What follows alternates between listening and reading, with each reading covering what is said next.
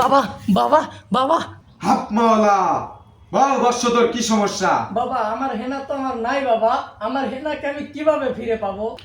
তুই তোর হেনাকে ফিরে পাবি 3 বেলা করে অন্য ব্যক্তির সাথে অর্ডার করতে বলবি, তাতে কিছুদিন পর তুই 2টা সন্তান সহ ফিরে পাবি।